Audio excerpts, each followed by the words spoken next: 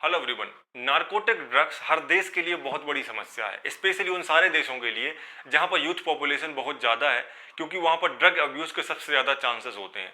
Youth population होने के कारण ड्रग्स की डिमांड बहुत ज़्यादा होती है, इसीलिए इलीगल ट्रैफिकिंग की जाती है। इस वीडियो में हम बात करेंगे वो कौन कौन सी ड्रग्स हैं जो इलीगल होती हैं, भारत में इनको लेकर क्या कानून है और ये सारी ड्रग्स भारत में कैसे पहुंचती हैं। सबसे पहले हम बात करते हैं ये कौन कौन सी ड्रग्स हैं। इंडियन गवर्नमेंट ने 1985 में एक एक्ट पास किया था और इसमें उन्होंने लगभग 250 से ज़्यादा मेडिसिन को लिस्ट किया कि ये सारी ड्रग्स भारत में यूज़ करना, रखना, प्रोसेस करना या बेचना कंप्लीटली बैन है और इसके लिए आपको 6 महीने से लेके 30 साल तक की सजा हो सकती है। इन सब ड्रग्स को नार्कोटिक ड्रग्स या साइकोट्रोपिक ड्रग्स की कैटेगरी में रखा जाता है। सबसे पहले हम समझते हैं इन दोनों में क्या अंतर होता है। नार्कोसिस का मतलब होता है स्लीप, मतलब जो आप में रिलैक्स पैदा करती है, शरीर को ढीला करती हैं। ऐसी ड्रग्स को नार्कोटिक ड्रग्स करते हैं। ये मुख्य रूप से दर्द के लिए उपयोग की जाती हैं, इनको एनाल्जेसिक कैटेगरी में रखा जाता है। दूसरी होती है साइकोट्रोपिक ड्रग्स। साइकोट्रोपिक ड्रग्स में आती हैं वो सारी ड्रग्स जो मूड को अल्टर करती हैं या मूड को स्टेबलाइज करती हैं, जैसे एंटी डिप्रेसेंट है, एंटी एंजाइटी है या बहुत सारी अन्य जो माइंड स्टेबलाइजिंग ड्रग्स होती हैं, इनको साइकोट्रोपिक ड्रग्स कहते हैं। इसके बाद इलीगल ट्रैफिकिंग को रोकने के लिए गवर्नमेंट ने 1988 में एक और एक्ट पास किया, जिसके द्वारा पूरे देश में एक इंफ्रास्ट्रक्चर की बात की गई कि कैसे हम देश में इलीगल ट्रैफिकिंग को रोकते हैं। इसके लिए और बहुत सारी इंटेलिजेंस एजेंसी साथ में काम करती हैं, क्योंकि देश में अगर कहीं से भी इनकी डिलीवरी की जाती है तो उसकी इंटेलिजेंस रिपोर्ट हमको प्राप्त हो सके, क्योंकि आज के समय में बहुत एडवांस टेक्नोलॉजी उपयोग की जा रही है। पहले तो सी रूट से या बाय रोड से आती थी, आजकल ड्रोन्स का तक इस्तेमाल किया जा रहा है, जहां पर कुछ केजीज की ड्रग्स ड्रोन से स्पेसिफिक लोकेशंस पर छोड़ दी जाती हैं। इसलिए ड्रग ट्रैफिकिंग बहुत बड़ी समस्या बन चुकी है। इंडिया में जो इलीगल ड्रग्स यूज होती हैं वो मुख्य रूप से 4 कैटेगरी में आती हैं। पहला है कैनबिस टाइप की ड्रग्स, जिसको मैरिजुआना ड्रग्स कहते हैं। दूसरा है ओपियम ड्रग्स, जो पेपावर सोमनीफेरम या अफीम की खेती से संबंधित होती हैं। तीसरा होता है एम्फेटामिन टाइप ड्रग्स, जिनको एटीएस कहते हैं, मतलब एम्फेटामिन टाइप सब्सटेंसेस। और फोर्थ होता है कोकेन। ये चारों ड्रग्स की कैटेगरी जो है मेजर कैटेगरीज है नार्कोटिक ड्रग्स की और साइकोट्रोपिक सब्सटेंसेस की, जो इलीगल हैं और काफ़ी दुनिया में पूरे में उपयोग की जाती हैं। सबसे पहले हम बात करते हैं कैनबिस की, जिसको सामान्य भाषा में हिंदी में मैरिजुआना कहते हैं। कैनबिस जो प्लांट होता है, इसकी 2 वैरायटी होती हैं। एक होता है कैनबिस सटाइवा और एक होता है कैनबिस इंडिका। ये दोनों भारत में पाई जाती हैं। इनसे 3 प्रोडक्ट बनते हैं। सबसे पहला होता है चरस, या जिसको हसीस कहा जाता है, जो इस प्लांट के रेजिन के एक्सट्रैक्ट से बनता है। मतलब एक्सट्रैक्ट निकालते हैं, उसको सुखाते हैं, वो गाढ़ा हो जाता है, उसको रेजिन एक्सट्रैक्ट बोलते हैं। उससे बनता है हसीस या चरस। दूसरा होता है गांजा, जो इस प्लांट के फ्लावर का उपयोग करके बनाए जाते हैं। ये दोनों इलीगल हैं, मतलब चरस और गांजा कैनबिस से ही मिलता है, लेकिन ये दोनों के दोनों इलीगल हैं और भारत में प्रोसेस करना अलाउड नहीं है। लेकिन इसी प्लांट की लीफ से जो भांग बनता है वो हमारे देश में लीगल किया हुआ है, क्योंकि उसके बहुत सारे रिलीजियस रीजंस होते हैं, होली वगैरह में उपयोग किए जाते हैं, इसलिए भांग उपयोग करना अलाउड है। भारत में 3 करोड़ से भी ज़्यादा लोग कैनबिस प्लांट का उपयोग करते हैं, जिसमें सबसे ज़्यादा उपयोग की जाने वाली इलीगल कैटेगरीज की ड्रग्स हैं, जो 50% से भी ज़्यादा है। दूसरी बात करते हैं हम ओपीएम कैटेगरी के बारे में। इसके मुख्य रूप से 3 डेरिवेटिव है जो सबसे ज़्यादा उपयोग किए जाते हैं।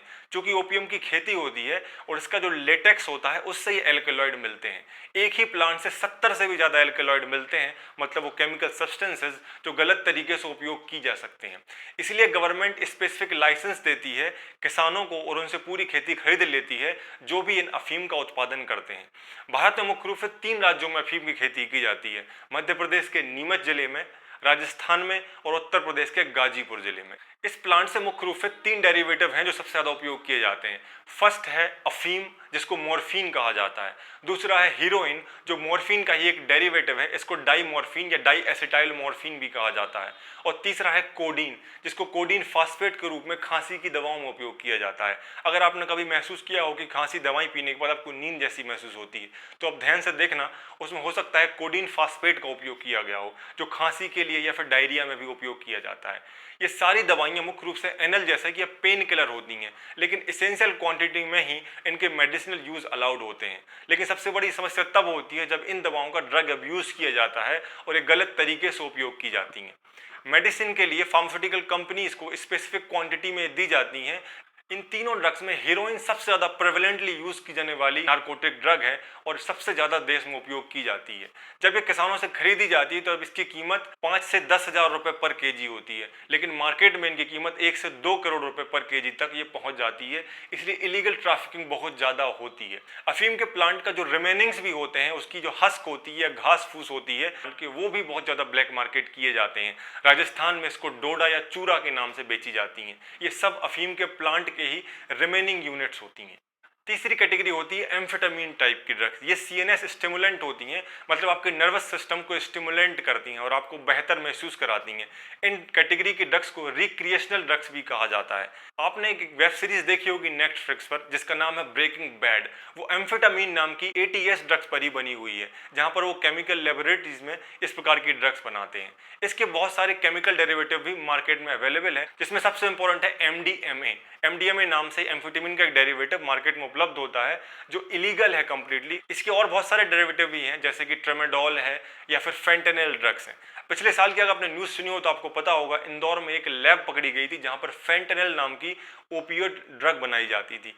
भारत दुनिया का सबसे ज़्यादा डेरिवेटिव ड्रग्स बनाने वाला देश भी है, जहाँ पर सबसे सस्ती और सबसे ज़्यादा डेरिवेटिव ड्रग्स बनाई जाती हैं। इसलिए यहाँ पर बहुत सारे केमिकल कंपाउंड्स भी आसानी से मिल जाते हैं जो इन केमिकल रिएक्शंस में ज़रूरी होते हैं, जो ओपियोइड या बहुत सारी सिंथेटिक ड्रग्स बनाने के लिए ज़रूरी होते हैं।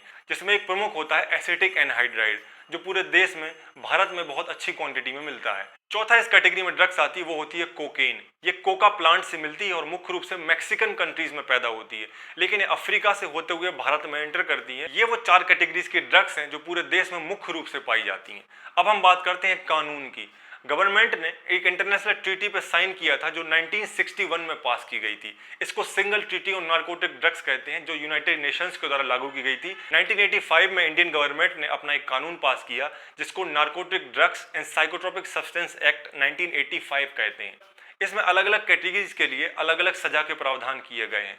मतलब आपके पास कितनी क्वांटिटी में ड्रग अवेलेबल है उसके आधार पर आपको सजा दी जाती है। इसमें 6 महीने से लेकर 30 साल तक की सजा के प्रावधान है और इसमें स्मॉल क्वांटिटी और कमर्शियल क्वांटिटी को डिफाइन किया हुआ है। स्मॉल क्वांटिटीज का मतलब ये है, अगर आपके पास 1 केजी से कम क्वांटिटी मिलती है तो आपके लिए सजा के प्रावधान जो है लोअर साइड होंगे। अगर आपके पास 1 केजी से ज़्यादा मतलब कमर्शियली यूज़ करने के लिए ड्रग्स मिलती हैं तो आपके लिए 30 साल तक की सजा हो सकती है। 30 साल को उम्र कैद के बराबर या फिर कैपिटल पनिशमेंट के बराबर माना जाता है। गवर्नमेंट ने अमेंडमेंट 2014 में किया। पूरे देश में जितनी भी इलीगल ट्रैफिकिंग होती है उसके 40% से ज़्यादा केस मुख्य रूप से 5 स्टेट में ही देखे जाते हैं, जिसमें सबसे इंपॉर्टेंट है पंजाब, हरियाणा, दिल्ली, महाराष्ट्र और ओडिशा। ओडिशा गांजे का सबसे बड़ा उत्पादक है। अब हम बात करते हैं कि भारत में ये ड्रग्स पहुंचती कैसे हैं। भारत की नॉर्थ वेस्टर्न साइड में 3 राष्ट्र हैं जिनको गोल्डन क्रीसेंट कहा जाता है। इसमें आते हैं पाकिस्तान, अफगानिस्तान और ईरान।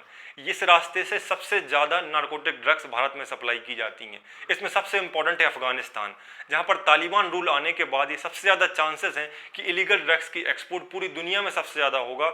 इसमें सबसे ज़्यादा समस्या भारत को ही है, क्योंकि अफगानिस्तान में तालिबान रूल आने के बाद अफीम का एक्सपोर्ट और ज़्यादा से ज़्यादा किया जाएगा। पिछले महीने ही 26 सितंबर को गुजरात के मुंदा एयरपोर्ट पर अफीम कैप्चर की गई, जो भारत के लिए बहुत बड़ी समस्या है। इसके अलावा भारत के पूर्व की तरफ मतलब ईस्ट की तरफ 3 राष्ट्र हैं जिनको गोल्डन ट्रायंगल कहते हैं। इसमें आता है म्यांमार, थाईलैंड और लाओस। इनसे भी बहुत ज़्यादा नारकोटिक ड्रग्स दिल्ली में सप्लाई की जाती है, मतलब पूरे उत्तर भारत में सप्लाई की जाती है। दिल्ली से जब ये चीज़ें महाराष्ट्र में पहुंचती हैं तो इनकी कीमत 100 गुना से भी ज़्यादा बढ़ जाती हैं। क्योंकि बॉलीवुड में ड्रग्स को ऐसे दिखाया जाता है जैसे बहुत बड़ा सेलिब्रिटी हुड हो और हमेशा मेन कैरेक्टर जो एक्टर होता है वो ड्रग्स कंज्यूम करता है बहुत शौक से। इसलिए सारी एजेंसीज बॉलीवुड को लेकर बहुत सख्त होती हैं, क्योंकि यूथ को गलत तरीके से इन्फ्लुएंस किया जाता है। भारत में 25% से भी कम लोग ऐसे होते हैं जो ड्रग्स का उपयोग करते हैं, उनको प्रॉपर ट्रीटमेंट मिल पाता है।